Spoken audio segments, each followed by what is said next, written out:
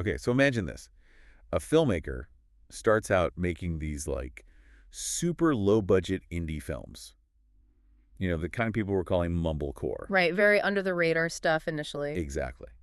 And then, fast forward a bit, and she directs a movie that smashes the billion-dollar mark worldwide. A billion, yeah. And breaks massive barriers for women directors along the way.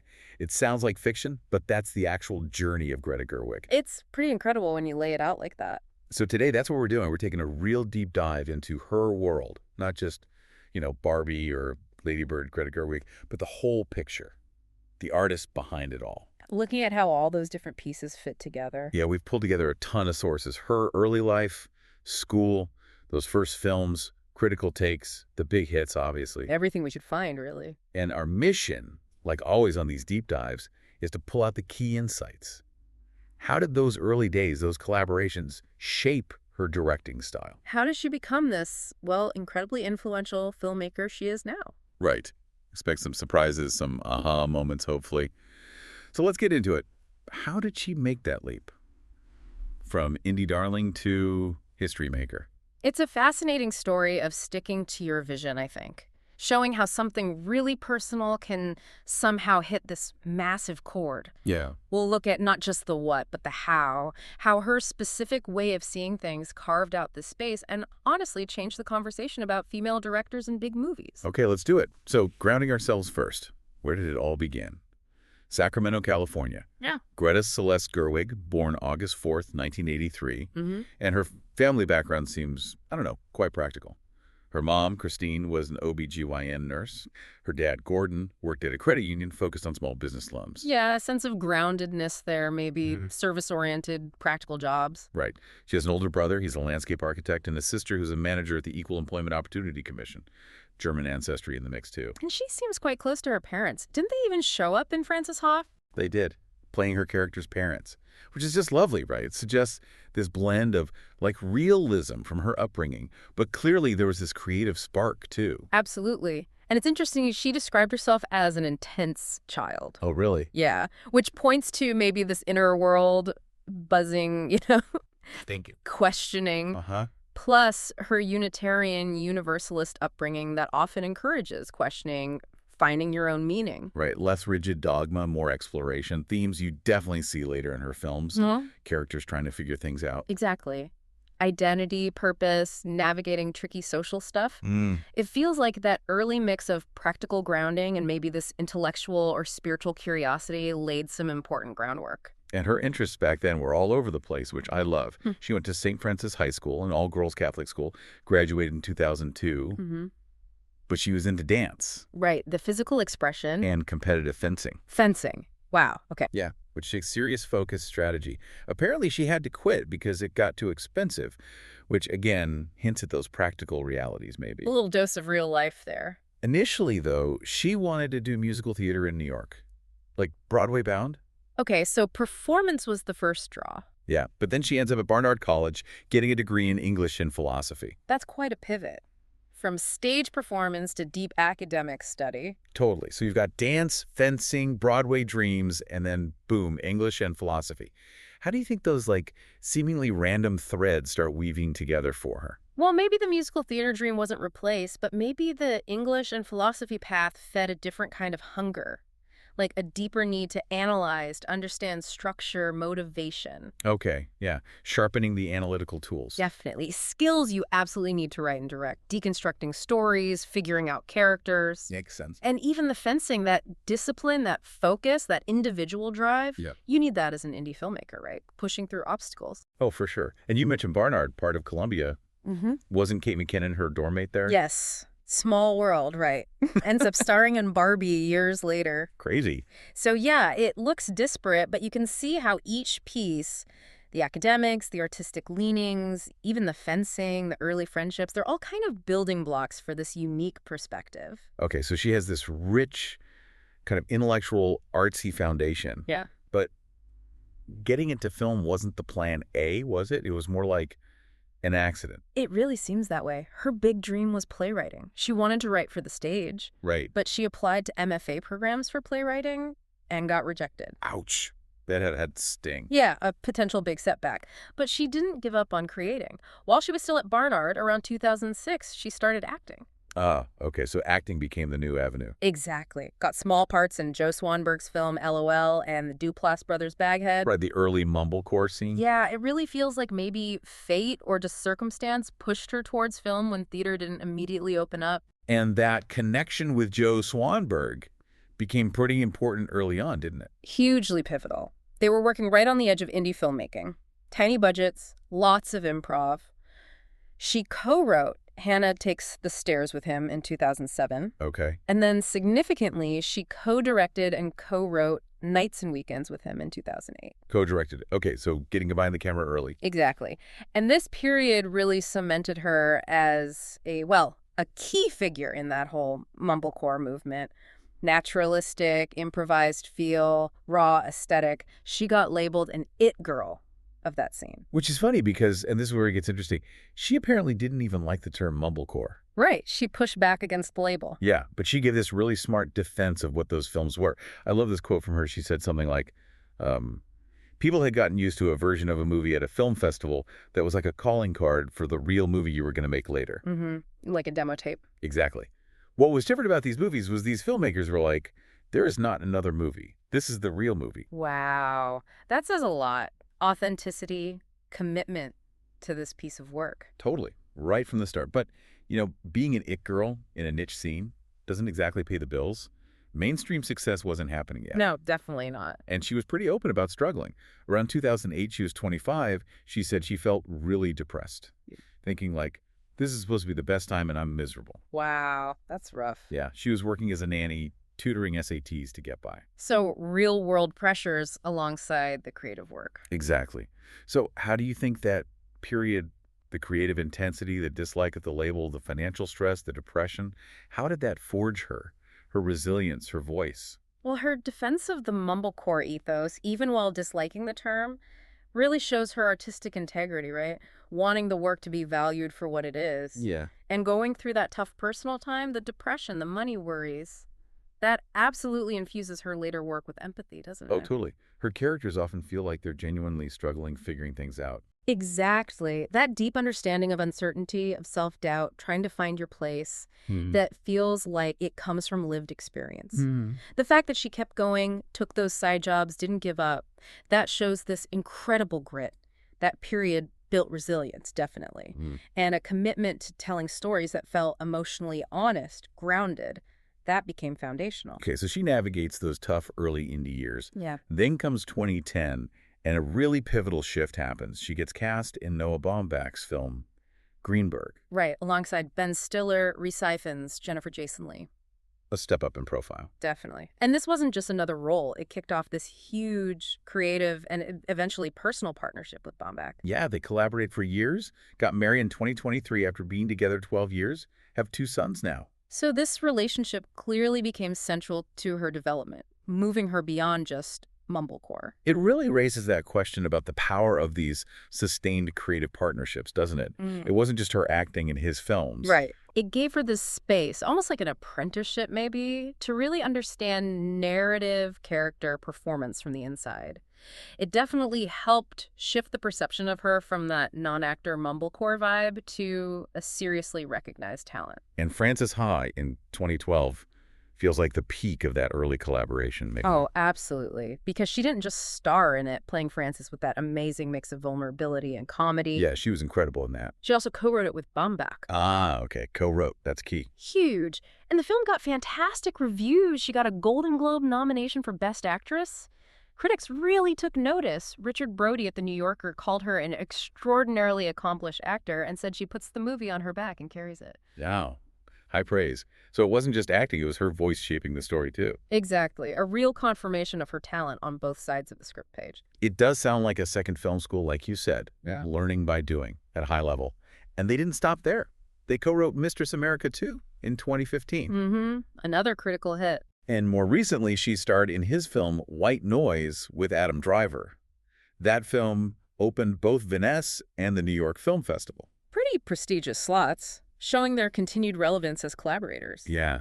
A.O. Scott had that great line about her being an ambassador of a cinematic style that often seems opposed to the very idea of style. Right, like her naturalism felt like a statement in itself. And that she was redefining just what it is we talk about when we talk about acting. That's a powerful observation. So reflecting on that whole period with Baumbach, Yeah. what's the big takeaway for her growth? How did it set her up for directing?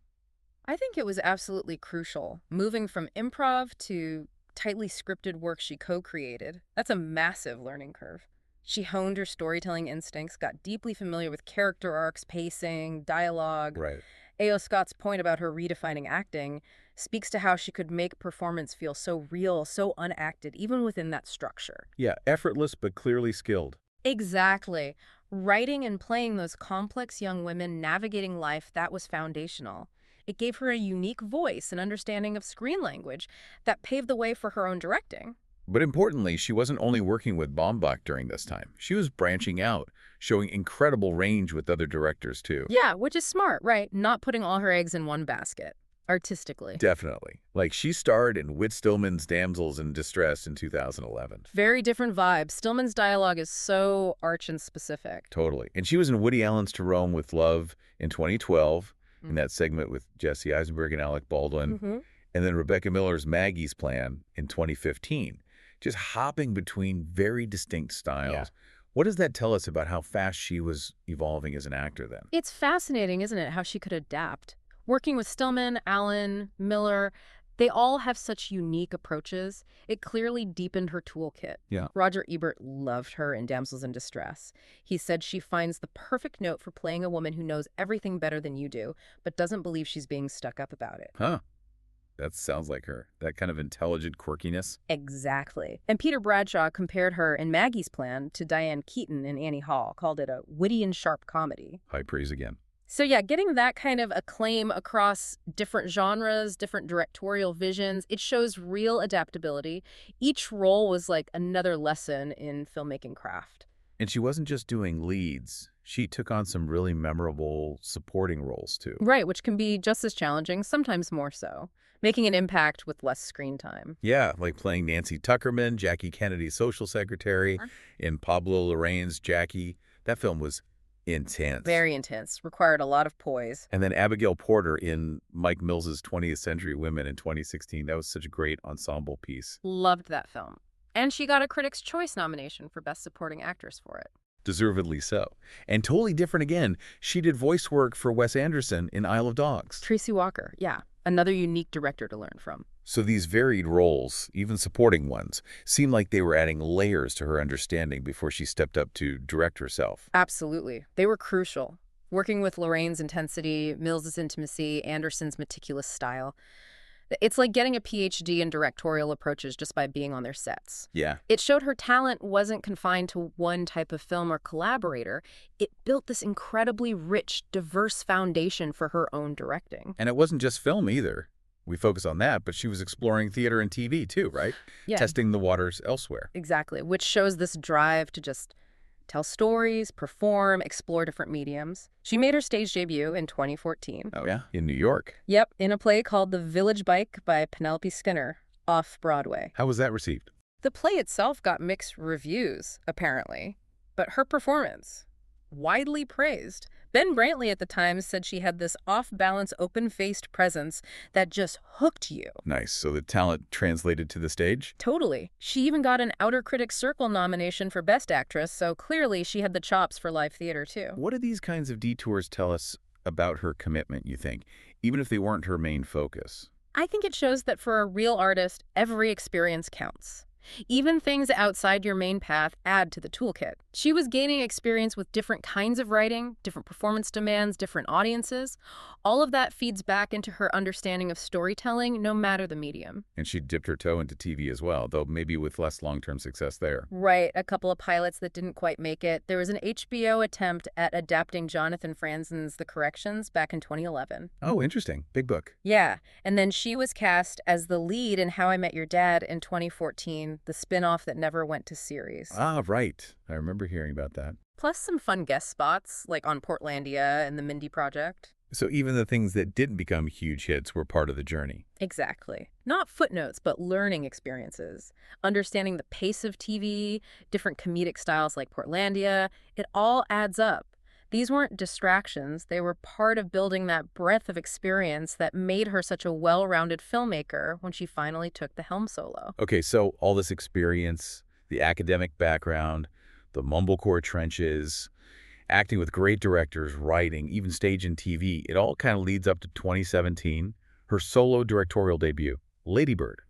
Which she also wrote, starring Saoirse Ronan. Premiered at Telluride, got huge buzz immediately. And it wasn't just a hit, was it? It felt like a moment. It really did, a phenomenon. It just launched her into this whole new stratosphere as a director. So let's unpack that. What was it about Lady Bird that hit so hard? And what do those Oscar nominations mean, especially for women directors? Well, what's fascinating is how she blended something deeply personal, clearly drawing from her own Sacramento upbringing.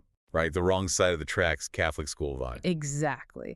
But she blended that with themes that were just universally relatable. That coming-of-age angst, the mother-daughter relationship. Oh, that mother-daughter stuff was so well done. Laurie Metcalf and Saoirse Ronan were incredible. Incredible. And it wasn't just critically acclaimed, though the praise was through the roof. It made money, like over $78 million worldwide on a $10 million budget. Wow. Proving personal stories can sell. Absolutely. It got named one of the best films of the year by basically everyone, National Board of Review, AFI, Time, and remember that Rotten Tomatoes record? Most consecutive fresh reviews ever at the time, right? Like 196 or something. Exactly. Just near universal love from critics. Which is wild for a debut. And then the awards. Golden Globe wins for Best Picture Musical Comedy and Best Actress for Ronan. And then the Oscars.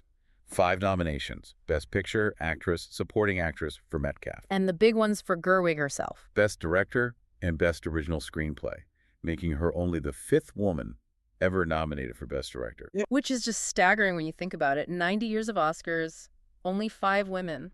It really puts it in perspective. Her reaction being in various states of laughing and crying and yelling with joy, totally understandable. Completely. Those nominations weren't just personal wins. They felt symbolic. A crack in that very thick glass ceiling. Yeah, it showed a woman's perspective. A female-centric story could get that highest level of recognition. It felt like it opened a door, maybe shifted the conversation a bit. I think it absolutely did. It solidified her as this major voice, someone who could tell these authentic personal stories with humor and heart, drawing from her own life but making it universal. The nominations, especially director, were huge. They put her, and by extension other women filmmakers, into a spotlight usually reserved for men. It proved there was an audience, a massive audience, hungry for these stories told by these voices. Okay, so Lady Bird is this massive success. Established with her voice, what does she do next? She tackles a classic, Little Women. Right. Announced in 2018, she'd already been hired to write the script, then signed on to direct too. Another big ensemble, led again by Saoirse Ronan. This one gets really interesting, though, because it was another critical darling, right? People loved her take on it. Oh, yeah. Widely acclaimed when it came out in 2019. Praised for how fresh and modern it felt. The non-linear structure. Right. She played with the timeline in a really smart way. Exactly. And it got 6 Oscar nominations. Best Picture, Ronan for Actress, Florence Pugh for Supporting Actress. And Gerwig got nominated again, this time for Best Adapted Screenplay. Correct. And it won for Best Costume Design. So, clearly recognized for its artistry. The big but. The big but. No Best Director nomination for Gerwig or any woman that year. Which felt glaring. After the success of Lady Bird and the acclaim for Little Women, it sparked a lot of controversy, didn't it? It really did. It became this focal point for the ongoing frustration about the lack of recognition for female directors. People like Hillary Clinton called it out, SNL made jokes about it. And Natalie Portman's cape. Yes, the cape. Embroidered with the names of the snubbed women directors, Gerwig's name right there. That was a statement. So how did that whole situation land? The film is a success, her writing is nominated, but the directing is overlooked. What did that signify? Well, connecting it to the bigger picture, her adaptation was celebrated for being innovative, for its feminist perspective. It showed she could reinvent a classic brilliantly. The snub itself, while obviously disappointing, ironically just made the conversation about representation louder. She became a symbol of that fight, in a way. Right. It highlighted the inequality even more starkly. Exactly. Her work broke through artistically, critically, commercially. Her writing was acknowledged. But the directorial achievement, which was so evident to so many, was still somehow missed by that specific voting body in that specific category. It's a weird paradox. Totally. But it proved her ability to handle beloved material, make it relevant, make it hers. And that skill, that confidence in reinventing something known would be absolutely vital for what came next. And what came next was, well, Barbie. Yep. The big one. Directed by Gerwig, co-written with Noah Baumbach, for Warner Bros., based on the Mattel doll, starring Margot Robbie, Ryan Gosling. Opened July 2023. Okay, so Barbie. It wasn't just a movie, right? It was a cultural event, an earthquake, like you said. How did she manage that, taking this toy, this IP, and turning it into that while shattering records? It's fascinating, isn't it? Because what she did so brilliantly was navigate the huge expectations of a studio blockbuster, the global brand recognition, the marketing machine. Yeah, the pressure must have been immense. Immense, but she didn't just deliver a product. She injected it with her signature style, the wit, the surprising emotional depth, the smart social commentary. Right, it had layers you maybe didn't expect from a Barbie movie. Exactly, and that's why it worked. It wasn't just a Gerwig art film disguised as a blockbuster or just a commercial play. It was both somehow, and it proved that those two things can coexist and be massively successful. And the success was staggering. Crossed $1 billion globally. Over $1 billion, making her the first woman with a sole directing credit to achieve that. That is historic. Truly game-changing. Absolutely, long overdue. And it wasn't just box office. Critics generally loved it. It got tons of awards buzz, 8 Oscar nominations, including Best Adapted Screenplay for her and Baumbach. So how did she Trojan horse all that meaning into it? Yeah. The feminism, the existential Ken stuff. Trojan horse is a good way to put it. She embraced the plastic, pink aesthetic, the known elements of Barbie, but then used them to explore these really complex ideas about patriarchy, identity, finding meaning.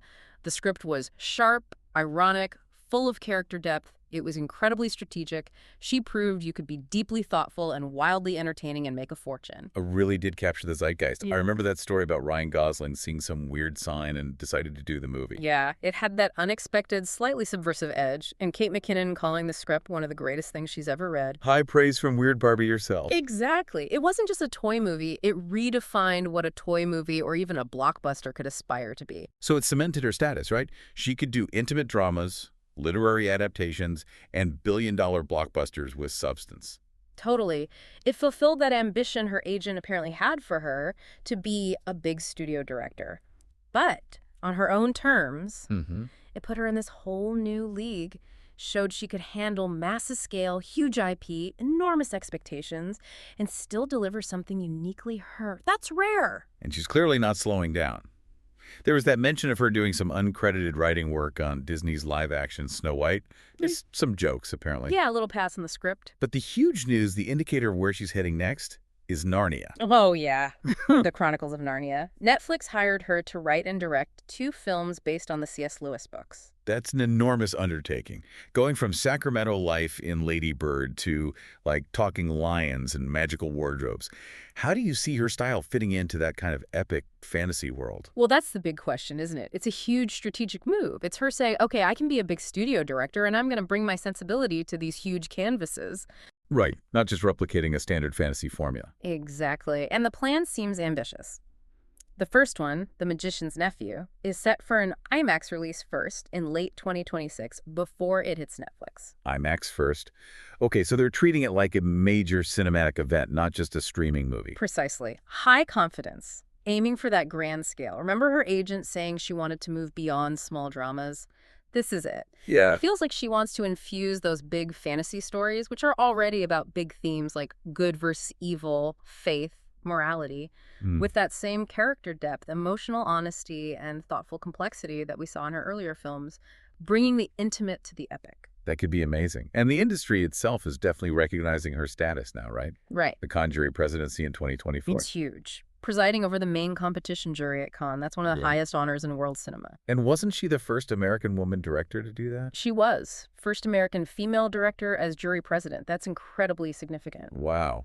What does that signal about her place in film now? It signals she's not just a successful director. She's seen as a global cultural leader, an arbiter of taste, shaping the conversation about what constitutes great cinema. Her journey from those tiny Mumblecore films to literally leading the jury at Cannes. It's just remarkable. It speaks volumes about the power and appeal of her unique vision. It's this massive validation on the highest international stage. Okay, so we've tracked this incredible path. Mumblecore, acting, writing, directing small, directing huge. Let's try and pin down what makes a Greta Gerwig film feel like a Greta Gerwig film. What is the Gerwig style? It's interesting because it seems rooted in the personal, right? She said herself about Lady Bird, I tend to start with things from my own life, then pretty quickly they spin out into their own orbit. Yeah, that feels right. There's always this core of emotional honesty. But here's the paradox you mentioned. It's personal, and she says her work is all about actors, encouraging them to bring themselves to the role. Right, you feel that authenticity in the performances. Yet she's apparently very strict about the script. Unlike her Mumblecore days, there's very little improvisation allowed. Oh, really? That's surprising. So the dialogue is pretty much set. Seems so. Which suggests this really interesting balance. She creates this space for actors to be real, vulnerable, bring their essence, but within a very precisely crafted structure. So it's like controlled authenticity. Kind of. It's an evolution from Mumblecore, maybe. Keeping the focus on truthful moments, but within a tighter narrative framework. She knows exactly the story she wants to tell, down to the lines, but trusts her actors to embody it truthfully. That makes sense, allowing freedom within the structure. Exactly. It's sophisticated, it empowers the actors while ensuring her vision guides the whole thing. And her influences are so broad, which must feed into that unique blend. Yeah. You mentioned Woody Allen early on. Yeah, she cited him as a big influence, that mix of humor and neurosis, maybe. But it goes way beyond him.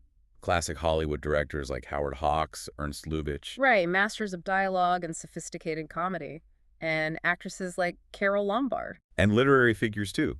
Joan Didion. You can see Didion's sharp observation in Gerwig's writing sometimes. And Patti Smith, for that independent spirit maybe. Perhaps. And then international filmmakers Fellini, Chantal Akerman, Claire Denis, Agnes Varda. It's such an eclectic list. It really is. It shows someone deeply engaged with film, history, literature, art. And she seems to absorb all of it and synthesize it into something new, something hers. And her own acting background must be huge in how she directs actors, right? She knows what it's like on that side. Absolutely crucial, I'd imagine. She understands their process, how to communicate, how to create that safe space for them to deliver those nuanced performances within her specific script.